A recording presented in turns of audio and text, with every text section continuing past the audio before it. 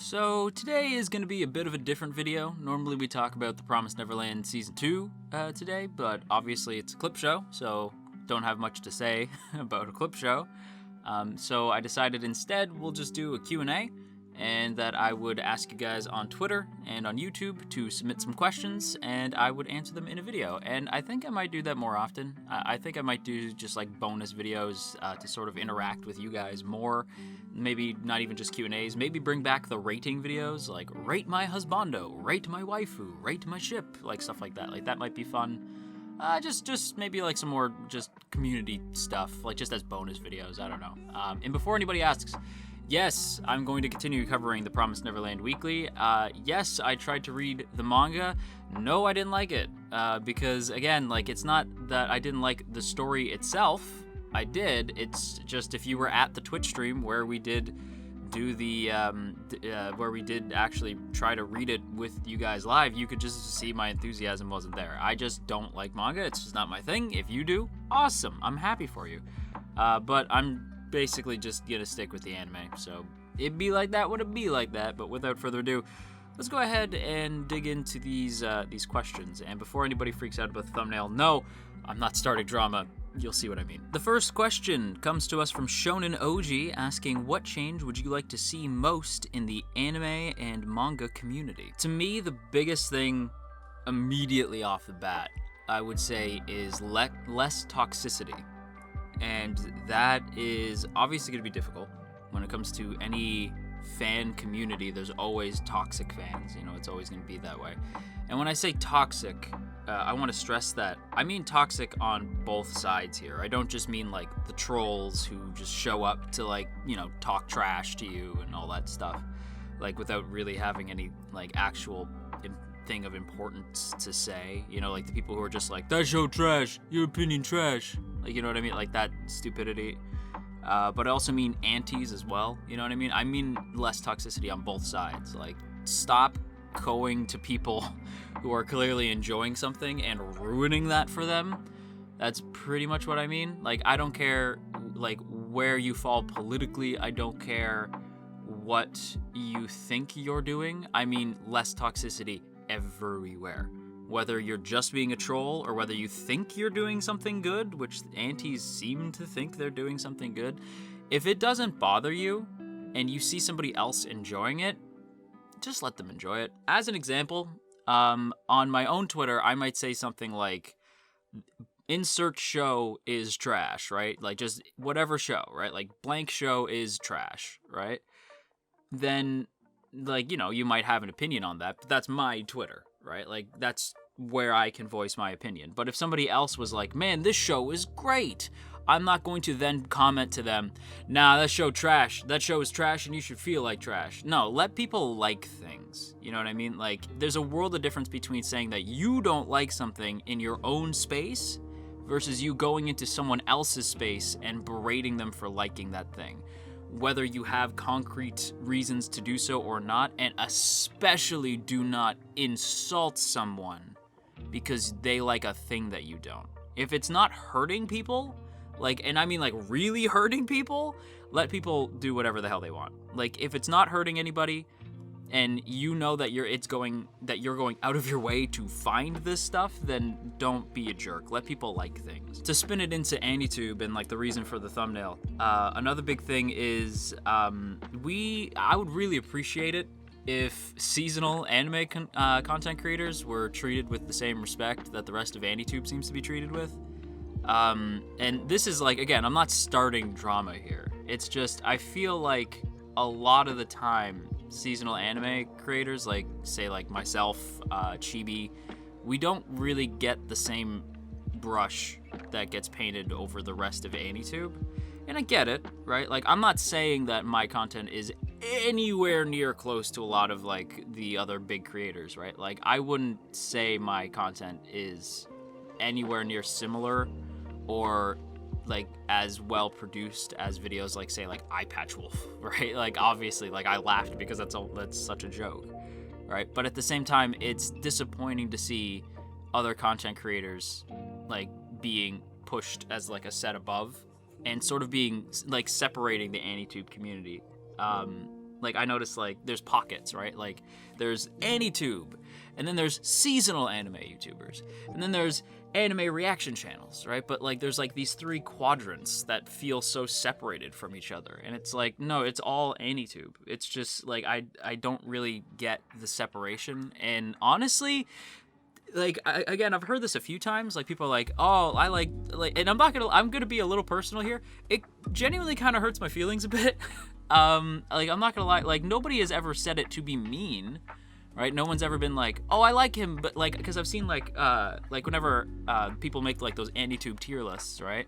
It's rare for me to see a seasonal channel on there, and I've heard my own name tossed around, and then people say, like, I like him, but he's seasonal, and I'm not gonna lie, for some reason, that kind of hurts my feelings. I don't know why.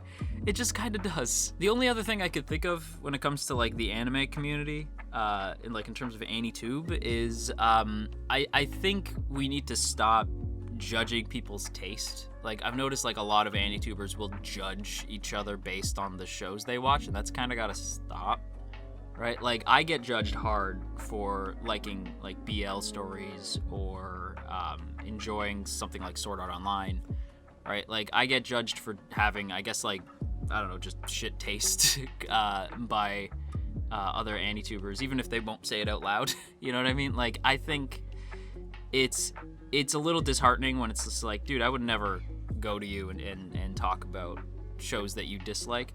I also think subtweeting's got to stop. There's another content creator in particular, I'm not going to say names, but there's a few who will subtweet, right? And you think that they're your buddy, and then they just kind of stop being your buddy and suddenly start being weird. I think the community needs to become more cool with each other in general. Both AniTube in terms of the content creators and the anime community in terms of just like all of us together. I think it's a little toxic, it's a little divided. I'd like to see us kind of be more chill and welcoming, especially as the anime community grows to be a lot bigger than it used to be. I think we need to, I don't want to say set a good example, because I don't think you have any obligation to be nice or to set an example, but I think, you know, why not choose kindness if that's an option? So that's just me. Sorry that went a little bit long there, guys. The next question comes to us from Avatar Arrow. They ask, what non-winter 2021 show are you most hyped for, and why is it Fruits Basket Season 3? Well, it might very well be Fruits Basket Season 3, but there are a lot of other shows that I am very excited about. I'd say the one that I'm most excited for, when it comes to sequels at least, is honestly Tiger and Bunny Season 2. I have been so hyped for Tiger and Bunny Season 2 because Tiger and Bunny was basically My Hero ages before My Hero showed up. And I genuinely think a lot of the themes and the action in Tiger and Bunny still rival, if not actually top, some of the themes in My Hero. Like, I think that Kotetsu, no offense to my boy Deku, I absolutely love Deku. I'm not one of those people who hate on Deku. Again, to throw back to the AniTube thing, let people like things. Like, again, some AniTubers throw so much shade at Deku, which in turn makes their community throw shade at Deku, and that's gotta stop. Like you have to have some control over your community. Let people know that shit ain't cool. And I love Deku, but I do think Kotetsu is just a stronger protagonist. And the older I get, the more and more I find myself relating to Kotetsu. And I cannot wait for Tiger and Bunny Season 2. I'm praying it's good. Because I never really needed a sequel. I would have liked one, but I never needed it, right? Because I always felt like Season 1 was so strong in and of itself that I didn't really need a sequel, but I will happily take it. Other sequels that I'm looking forward to, obviously My Hero Season 5, cannot wait. Super, super excited for that. I actually really like Class 1B. One of my favorite characters is Monoma. So I'm very excited to see like the opening arc, because I've seen some people say like, oh, the opening arc is kind of slow, but the second arc will be good. And I'm like, nah, bitch, it's Class 1B. I'm in. And as soon as I say like, I like Class 1B, everyone's like, oh, you're going to love this whole season then. So that's good. Fruba Season 3, obviously, the final season. I'm super excited. I would love to do something with, I'd love to do a video with like Thought Bubble, or Flora Red or Sun. When we did that ReZero collab with Sun, I immediately thought that I wanted to do something like that for Fruits Basket. So I would love to have like Sun, my boy Sun, Flora Red, and Thought Bubble like in a call. Like I should probably message them about it, because I think like having a call like midway through the season and then at the end might be fun, and it'll be cool. It'll be like, you know, like Avengers, right? Like assembling the Fruba squad. And then there's Kaguya Season 3. I am so excited for Kaguya Season 3. I hope they get together in this third season of Kaguya. Hame Fura, oh my god, this was like the sleeper hit of last year for me. Like Hame Fura is so top tier, and I was shocked that they were gonna do a second season, because I was like, it ended. You know what I mean? Like it ended, and I knew a lot of fans who were like, is there enough content for a season 2? Like, what are they gonna do? And I don't care. I'm here for it. I don't care if they go anime original at this point, since there is nothing to, like, I from what I gather, there's not much more material from here. So do whatever the hell you want. I'm in. I'm totally in.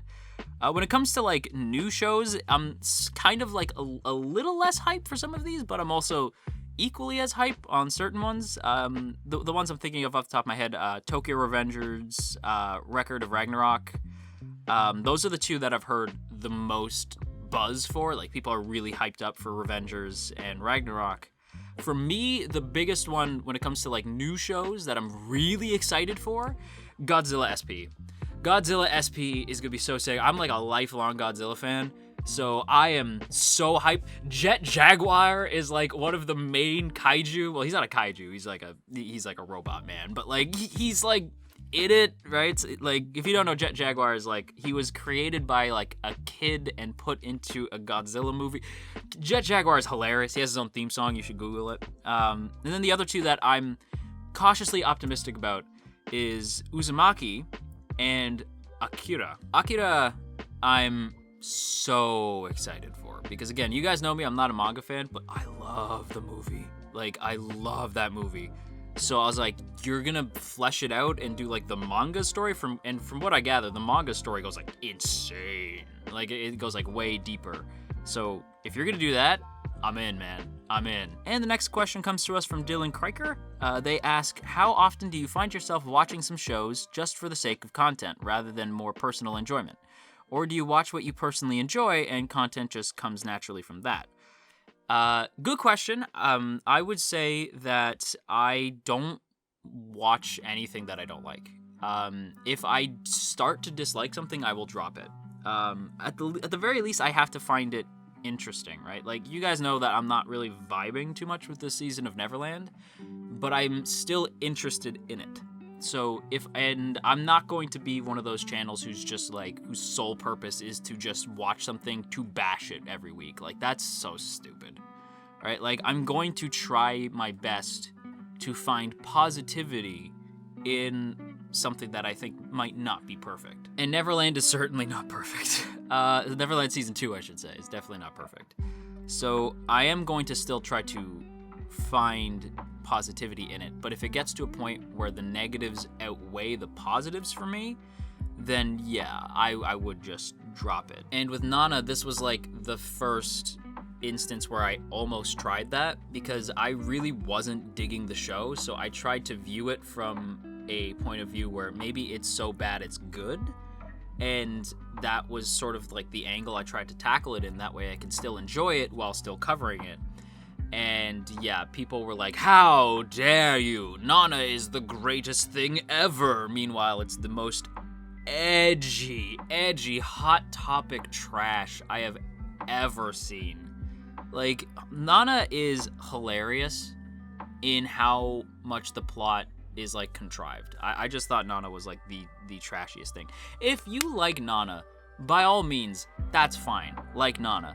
The reason why I say the Nana fan base as like, not as a whole, just like generalization.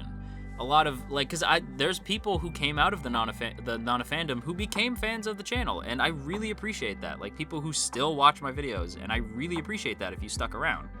Cause I was not kind to Nana. But at the same time, there were people in that community who actively hated me because I didn't like a show and said the meanest, nastiest things I've ever received. And so, yeah, obviously that's going to not only affect the way that I view the show. It's why when people say, like, that fan base is toxic, I kind of can't get into the show. I don't necessarily fault them. I used to think that was silly, and then I met the Nana fans. And it did affect me, especially when I already didn't like the show. I genuinely think Nana's like a 3 out of 10. It's very not good. Part of the reason why people like to watch the channel, I think, is the general sort of chill atmosphere. And anytime I see that in the comments, it genuinely warms my heart, because that's kind of the point. Like, I want this to be like the lo-fi hip-hop of AniTube. Like, that's what I want my channel to be, is like the lo-fi hip-hop area of AniTube. Just a place where you can kind of chill out and unwind. And it's hard to do that when you don't like a show.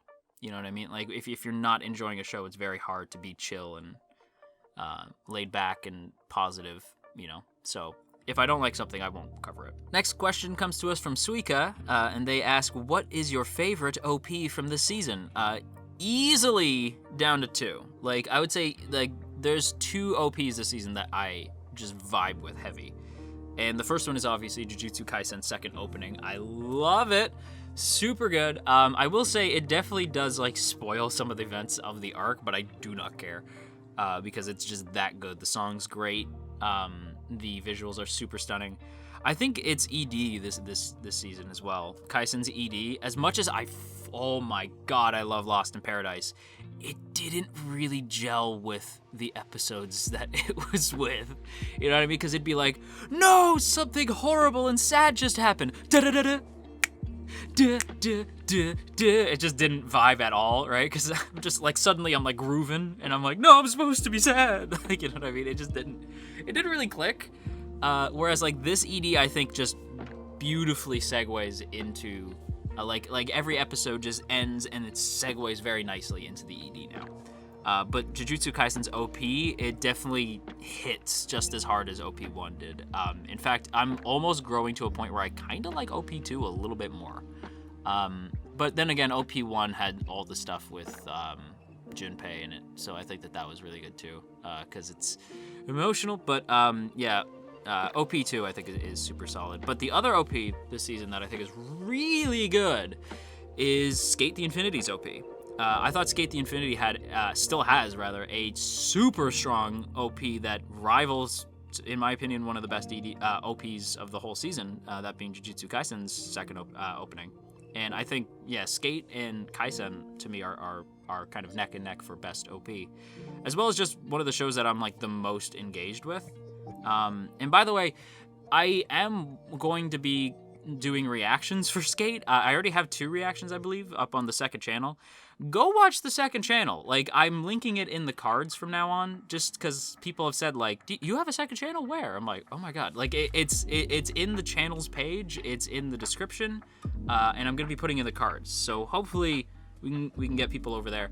Let's try to get that thing to 1,000 subs, because then I can monetize those videos, because I can't right now. You know, gotta secure the bag.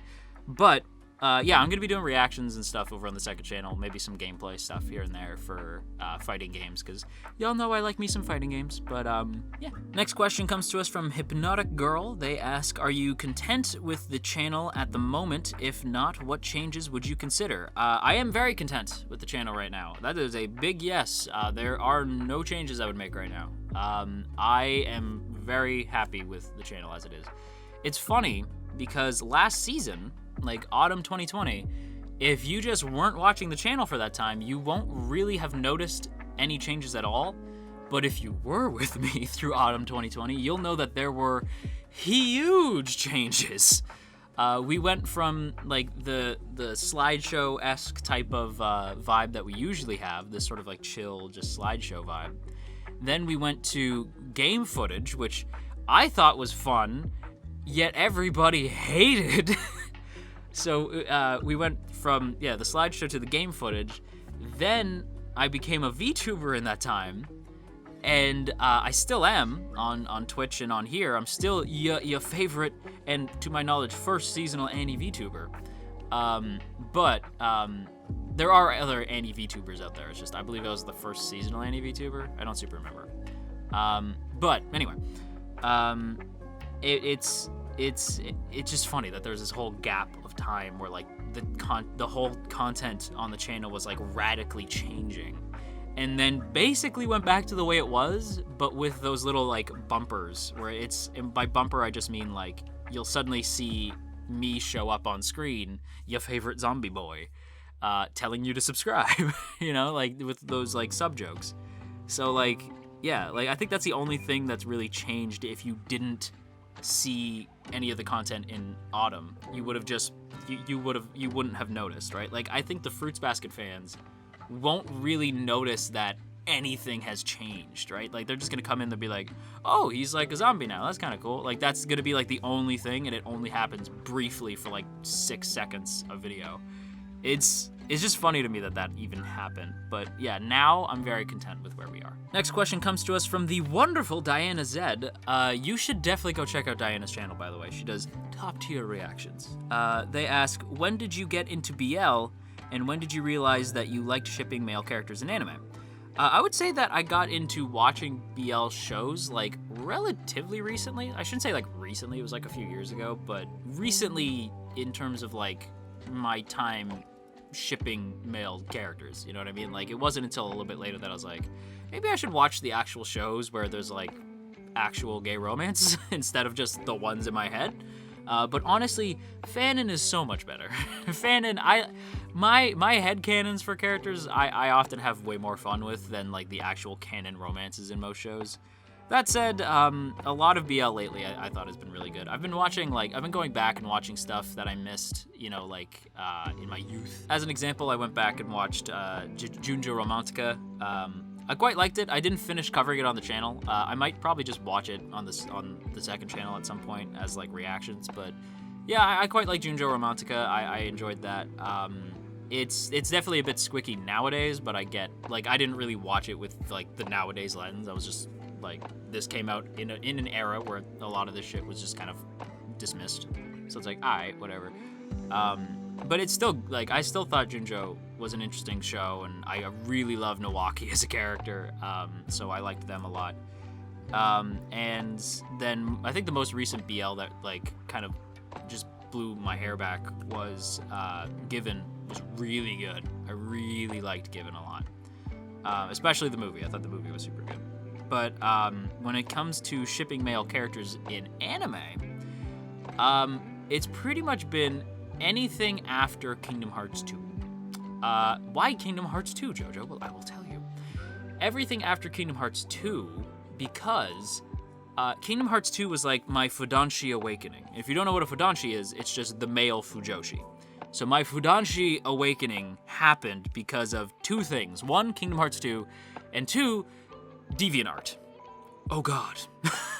Dating myself. DeviantArt had a bunch of artists who would draw fan comics of Organization 13. And if you know Organization 13, it's mostly dudes who all live in a castle together. And Organization 13 is, you know, the baddies from Kingdom Hearts 2. And all of these fan comics would ship the organization members together. And I was like, but they're guys, right? Like, because at the time I was like, but they're dudes. But I like this. Why do I like this? Would find out later that I'm bi-romantic. So that's a thing. But yeah, so it was funny. That was pretty much not only my Fudanshi awakening, but also my bi-romantic awakening as well. For I am not bisexual, I am ace. But romantically, I swing both ways. So that was pretty much, I blame Kingdom Hearts 2. As apparently a lot of people seem to, from what I gather. Like, a lot of people are like, oh no, it's Kingdom Hearts 2's fault that I'm like this. Which, you know, same. But with that said, everybody, that's going to wrap up today's Q&A. I hope you guys enjoyed. Sorry if I went overtime, and I probably had to cut a good number of questions out just because of how long this video might have gone on. Hopefully I kept it at least around 20 minutes. I don't super know if that's the case, but hopefully. And hey, if you enjoyed today's video, don't forget to boop that up snoot, share if you care, leave a comment down below, and of course, make sure that you hit that subscribe button, ring that bell, set notifications to all, and let all of AniTube know that you're here. And before we go, as always, I want to give a big thank you to the good folks in the T Squadron. Look at these beautiful people. Look at all these beautiful names, and hey, if you would like to join these beautiful people, there are 2 ways to do so. The first is by hitting that join button right beside the sub button. That gets you a badge next to your name, some emotes to spam in the comments, and of course, your name scrolling past the screen here. Or you can go ahead and check out that Patreon link in the description. Either way, it is super appreciated. So once again, a big thank you to the good folks in the T Squadron, and that's it for me. Again, I want to do more of these sometime in the future. Not super sure when, but you know, more community interaction at some point. But yeah, that's it. So anyway, bye!